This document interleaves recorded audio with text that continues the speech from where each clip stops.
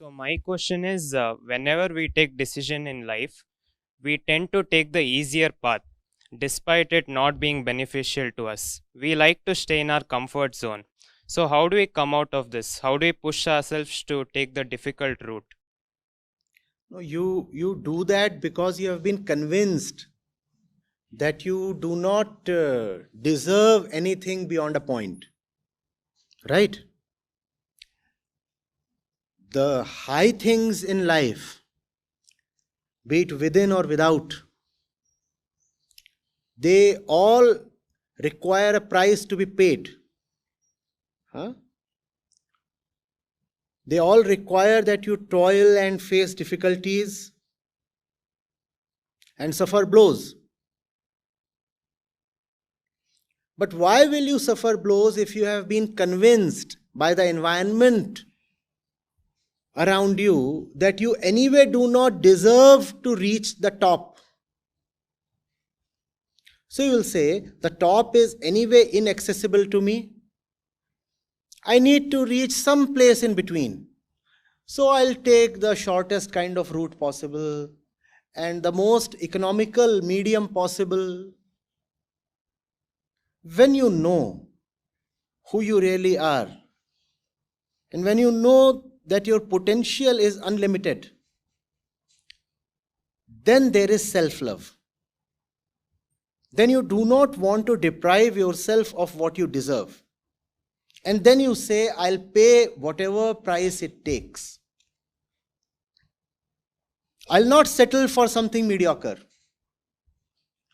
But mostly, our misfortune, if I may put it that way, is that the mediocre society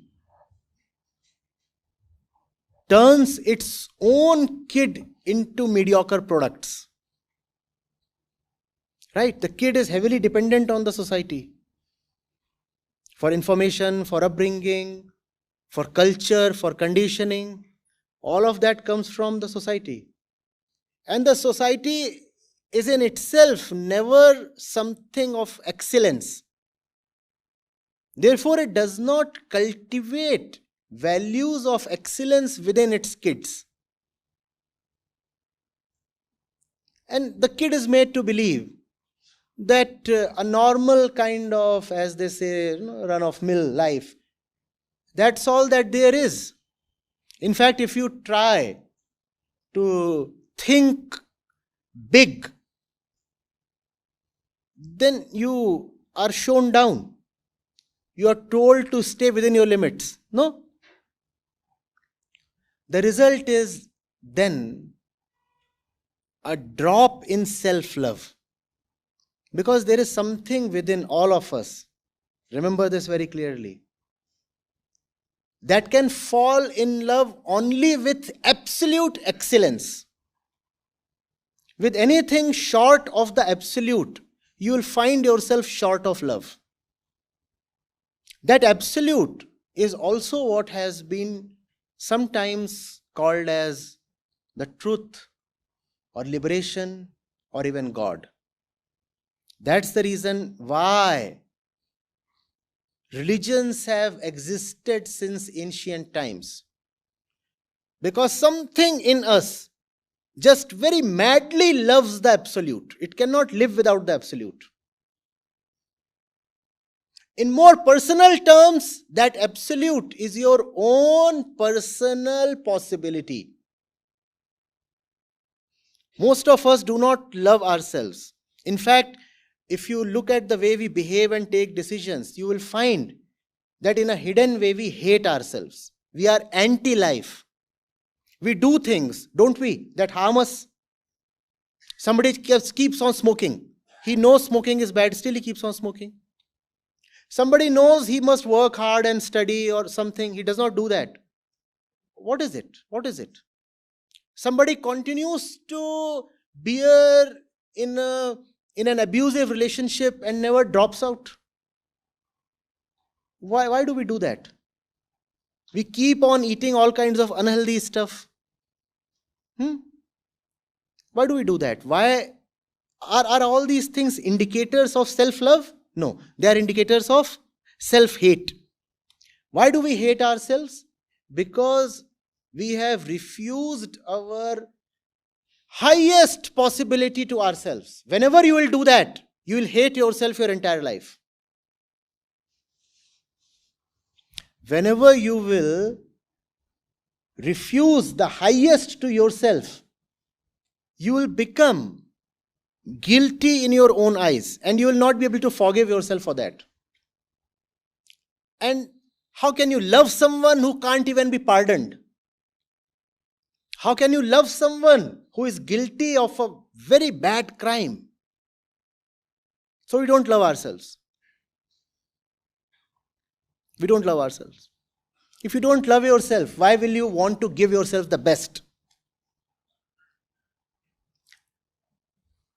Are we together on this? If you don't love yourself, why will you want to give yourself the best? You will settle for anything normal, usual, mediocre. You will say, but this is the way the world is. I'm an average bloke like everybody else. You can find some kind of false peace in calling yourself an average person. But that will be an inner death. Inwardly, what is it we all live for? We live for excellence. We live for the absolute. That's what the human birth is for, to attain the absolute. Instead, if you have convinced yourself to stay mediocre within, then it's death. Because life is for the highest. Anything lower than highest, life is the same as death. Are you getting it? So, choose your company with great discretion. Do not be around people who show you down. Be very clear. Be with people who ruthlessly prod you on towards betterment,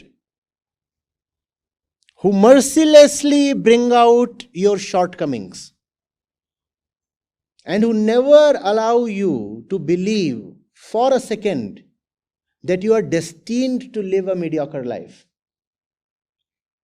They'll say, because you must be excellent, therefore all your mistakes must be exposed. That's the kind of people and books and environment you should choose. Inwardly, whenever you find thoughts of weaknesses dominating you, push away those thoughts. Do not allow anybody to dominate you, including your own thoughts. If even your own judgment is that you are a weakling, reject that judgment. You might be beaten, and when you are beaten, accept that with honesty and courage.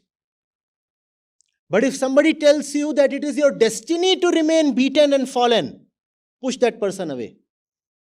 Yes, I have fallen, and I won't hide the fact that I have fallen.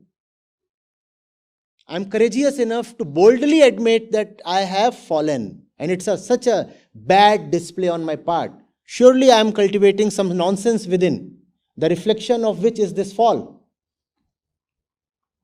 But if you are telling me that I must limit my life itself,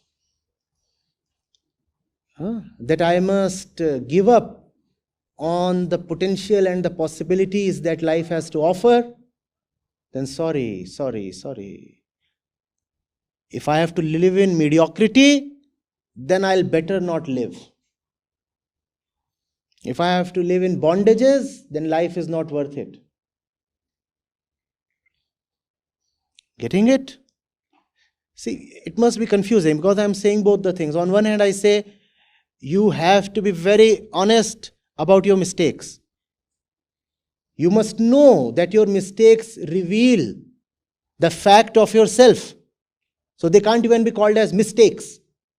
On one hand, I'm saying that you must really know how ugly your face has become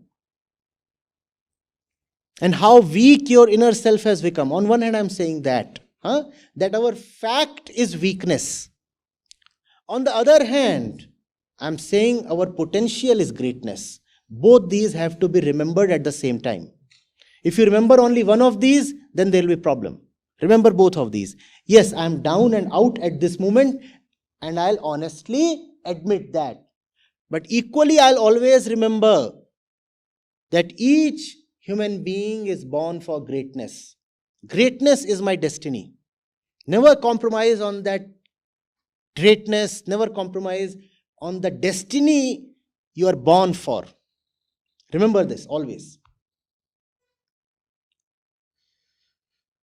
Does that make sense?